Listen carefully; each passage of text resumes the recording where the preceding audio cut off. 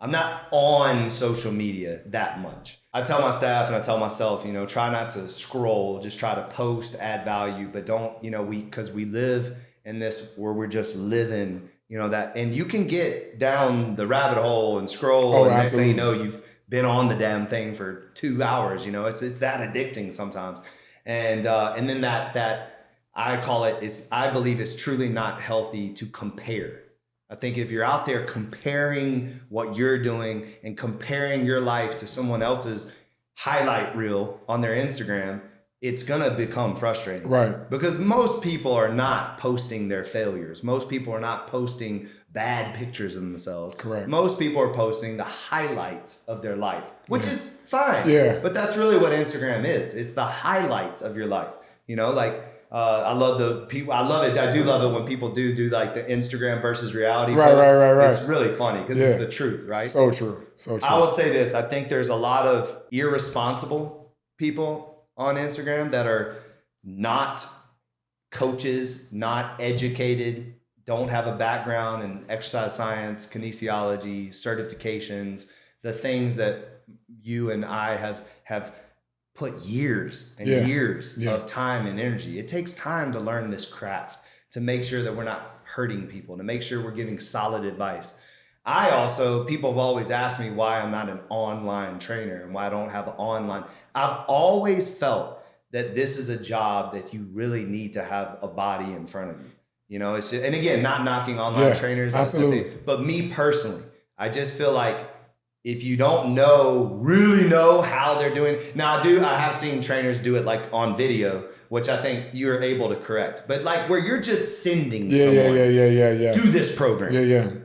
Without any, did you get their contraindications? Do you know their blood work? Do you know if they, you know what I mean? Like without any knowledge of, they're just someone that went to your website, and you're seeing a lot of this too. Like, and again, I won't name names, but there's a lot of people out there that are doing these programs where and I don't understand this, by the way. It's like, and I'm just going to do it. Like, get the fuck, motherfucker, in the gym, motherfucker, this, fuck. And every word is fuck. And they're like screaming at people to buy their programs and I can get you right or whatever, but they're doing it in such a vulgar way. Like, what's the deal with and I'm not, listen, I know I'd say the F word every now and then, like whatever, right. But like, is that necessary? So there's absolutely beautiful people on Instagram that they have an amazing look and they're using that look to then tell people to drink this tea, do this workout, whatever. Am I mad at their hustle? No. Are they qualified? Probably not. Right. So I think I can applaud their hustle. I totally get why they're doing it. But I would say, as a consumer of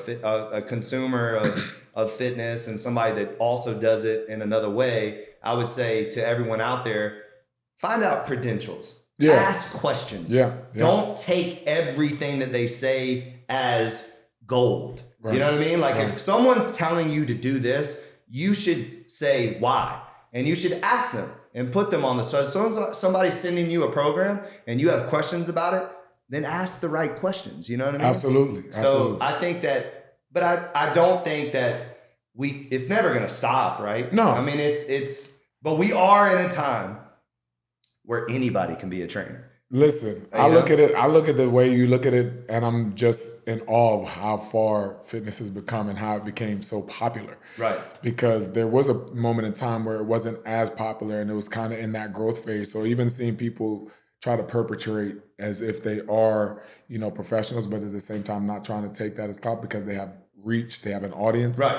It's super interesting to me. So I've just gotten to this space where it's like, I appreciate the fact that they're bringing like new faces to the industry, but when it's done right, it leaves opportunity for those who are professionals to kind of come in and kind of showcase that too as well.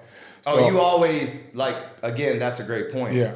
When you see, I've always viewed it as that too, right? Like it's kind of like what you said earlier is that there's really no competition when you're doing it at such a high level. Right. So you're going to know, if you do your homework, you're going to know who knows and who really doesn't know. Yeah. I think what I've kind of been, not annoyed at, but whatever, but these coaches, and what I mean by that is almost like life coaches or sales coaches Right. or program coaches or you know, do this and you can become this. Right.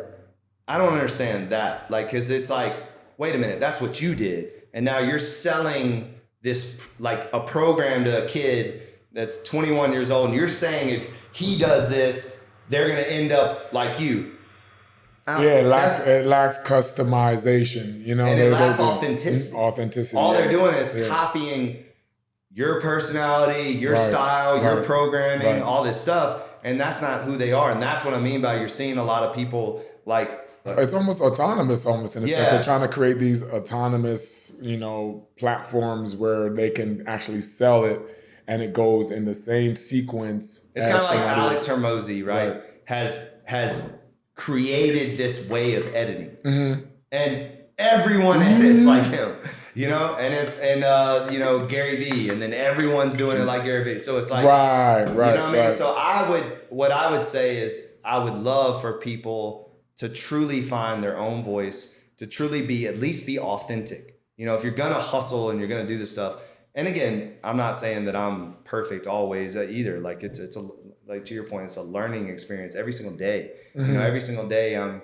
trying to become a better version of myself than I was yesterday. And I make mistakes and I take 2 steps back and then 4 steps forward and then whatever. But in this world of Instagram, the only thing I would say is at least be authentically you. And, you know, don't just try to copy people, you know, because it's kind of obvious when people are doing that.